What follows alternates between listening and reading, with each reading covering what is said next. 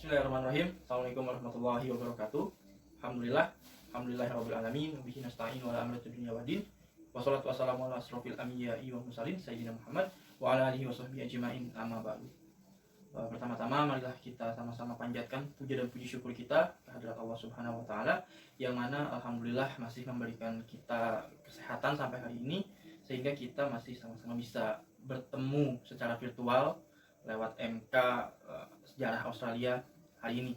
Salawat serta salam tak lupa juga kita curah limpahkan kepada junjungan kita Nabi besar Muhammad Sallallahu Alaihi Wasallam, kepada keluarganya, kepada sahabatnya, kepada saudaranya, sampai kepada kita selaku umatnya yang insya Allah sangat merindukan sekali syafaatnya di yaumul qiyamah.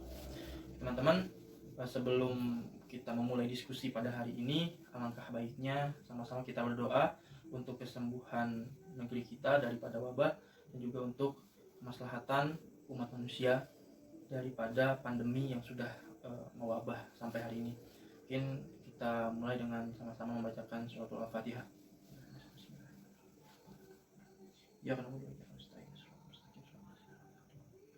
Oke, teman, terima kasih yang sudah membacakan surat Al-Fatihah. Selanjutnya teman-teman, pada hari ini kami akan membawakan presentasi ataupun makalah dengan judul Perkembangan suku Maori di New Zealand serta hubungan kontaknya dengan masyarakat kulit putih. Oke, untuk mempersingkat waktu, mungkin selanjutnya akan saya serahkan kepada pemateri. Silakan untuk pemateri pertama. Assalamualaikum warahmatullahi wabarakatuh. Hai semuanya, dimanapun kalian berada, semoga selalu dalam lindungan Allah Subhanahu wa Ta'ala. Amin ya Rabbal Alamin. Nah, nama saya Nia Kurniati, NIM 2288170028. Pembahasan pertama dari kelompok kami yaitu mengenai asal-usul bangsa Maori di New Zealand. Pasti teman-teman bertanya-tanya, dari mana sih asal-usul bangsa Maori itu? Terus kenapa sih disebut bangsa Maori? Terus seperti apa sih ciri-cirinya? Nah, kita akan ulas di sini ya teman-teman. Sebelum ditemukannya bangsa Polinesia, New Zealand merupakan pulau yang terisolasi. Nah, pada tahun 800 Masehi ditemukanlah bangsa Polinesia. Nah, bangsa Polinesia ini melakukan migrasi secara besar-besaran sehingga menimbulkan gesekan dengan bangsa Moriori, yang mana diyakini bangsa Moriori itu merupakan suku primitif dari Pulau Utara. Nah, pada akhirnya bangsa Moriori ini hancur dan punah. Nah, sehingga bangsa Polinesia itu menempati pulau itu. Nah, pada awalnya bangsa Polinesia ini tidak memiliki nama. Mereka hanya menyebut kelompoknya itu dengan sebutan iwi. Nah, iwi ini artinya tulang. Kenapa disebut iwi? Karena mereka menganggap satu sama lain itu saling keterikatan dengan nenek moyang mereka, yaitu bangsa Polinesia. Sebenarnya sebutan Moriori. Adapun nama Maori itu sendiri muncul setelah kedatangan bangsa Eropa ke New Zealand pada tahun 1830. Mereka menyebut orang Polinesia yang ada di New Zealand dengan sebutan bangsa Maori untuk membedakan antara orang Eropa dengan penduduk asli. Kata Maori itu sendiri artinya orang biasa. Ciri fisik bangsa Maori itu sendiri secara umum tidak berbeda jauh dengan bangsa Polinesia kebanyakan, namun pada bangsa Maori yang tinggal di Pulau Utara itu, ciri fisiknya mereka campuran antara Polinesia dengan Melanesia, mengingat sebelumnya pernah terjadi perkawinan campuran antara bangsa Polinesia dengan bangsa Moriori, yang mana bangsa Moriori ini merupakan ras Melanesia. Nah, perekonomian mereka sendiri itu berbeda antara satu wilayah dengan wilayah yang lain. Mereka yang di Pulau Utara itu memiliki tanah yang lebih subur. Nah, jadi di sana mereka menanam kentang. Nah, dari situ dijadikan sumber pangan utama mereka. Sedangkan mereka yang tinggal di pulau di dekat pantai, mereka menjadikan ikan menjadi sumber makanan keseharian mereka. Masyarakat Maori juga memiliki beberapa kebudayaan, diantaranya yang pertama itu takmoko. Takmoko merupakan seni tato yang memiliki makna suci dan merupakan perlambangan dari kelompok mereka. Nah, caranya itu mereka memahat kulit tubuh mereka dengan menggunakan pisau atau pahatan yang terbuat dari kerang laut. Yang kedua yaitu haka, merupakan tarian tradisional yang dilakukan dengan menghentakkan kaki dan teriakan. Yang ketiga itu ada hangi, merupakan makanan khas suku Maori. Mereka menyebutnya itu dengan nama hangi. Yang keempat tuh hongi, cara unik untuk menyambut para tamu. Jadi mereka menyambut para tamunya itu dengan mengadukan hidung mereka gitu. Itu sebagai bentuk penghormatan. Nah, yang kelima itu ada wakair. Yang kelima yaitu seni ukir. Nah, seni ukir ini bukan hanya sebagai hiasan, tapi juga setiap ukirannya itu menyampaikan sebuah kisah yang unik. Nah, yang terakhir itu raranga, seni tenun. Terima kasih. Assalamualaikum warahmatullahi wabarakatuh. Nama saya Milaika Fitri. Di sini saya akan melanjutkan materi selanjutnya mengenai kontak bangsa Maori dengan orang kulit putih.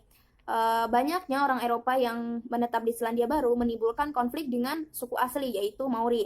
Pada umumnya yang menjadikan penyebab konflik ini adalah perbedaan pemahaman tentang kepemilikan tanah, yang mana saat itu beberapa daerah tidak memiliki hukum yang mengatur tingkah laku orang-orang kulit putih terhadap suku Maori.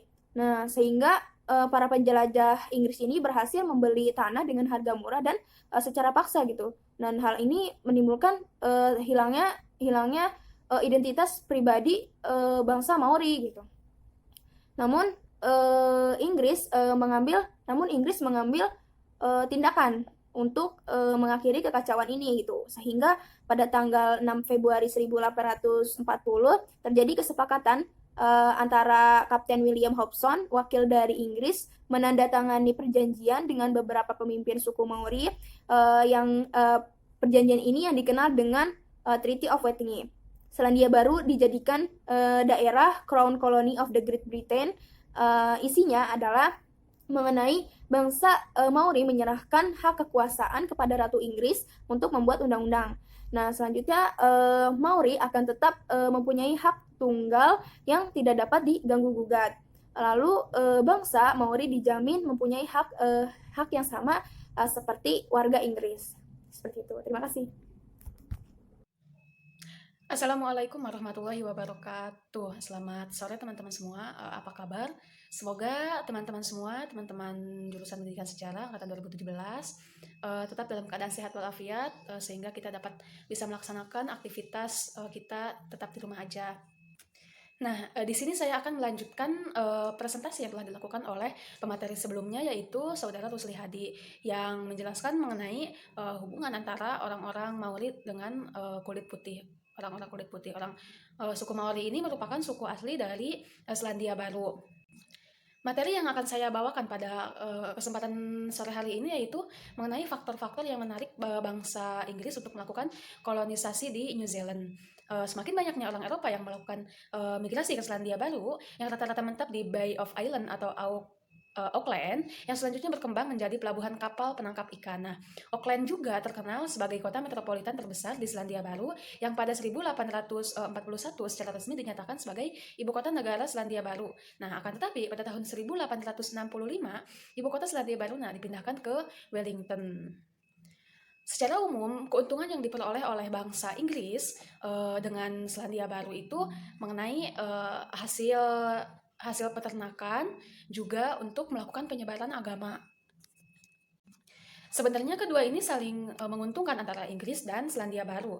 Kenapa begitu? Karena keduanya juga memiliki keuntungan yang didapatkan oleh andil kedua pihak tersebut, seperti adanya industri ekstraktif yang membantu perekonomian Selandia Baru yang berfokus pada perburuan hewan, penangkapan paus, penanaman lainin liar, pendugalan emas, pengumpulan getah kauri, dan damar asli. Nah, dengan dikembangkannya kapal laut berpembeku pada dasawarsa 1880-an, daging dan hasil-hasil peternakan lainnya diekspor ke Inggris atau Britania. Permintaan yang besar akan hasil-hasil pertanian dari Britania Raya dan Amerika Serikat ini telah membantu warga Selandia Baru dalam memperoleh standar kehidupan yang lebih tinggi daripada Australia dan Eropa Barat pada tahun 1950-an serta 1960-an. Kemudian, pada tahun 1814, seorang pastor gereja yang bernama Samuel Marsden memulai misinya untuk menyebarkan agama Kristen di Selandia Baru.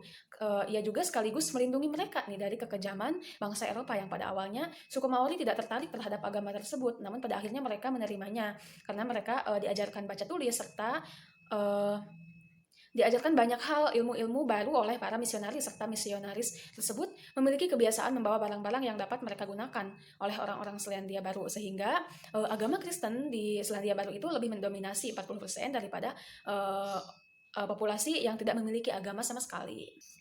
Yang kita ketahui, orang-orang Barat seperti Inggris melakukan penjelajahan untuk mendapatkan rempah dan juga hasil dari peternakan maupun pertanian. Nah, mereka menerapkan itu di negara jajahannya atau di negara koloninya untuk hasilnya itu akan mereka angkut kepada negara induk. Nah, seperti itu. Mungkin itu saja cukup pemaparan materi dari saya. Materi ini sangat kurang lengkap ya menurut saya sendiri.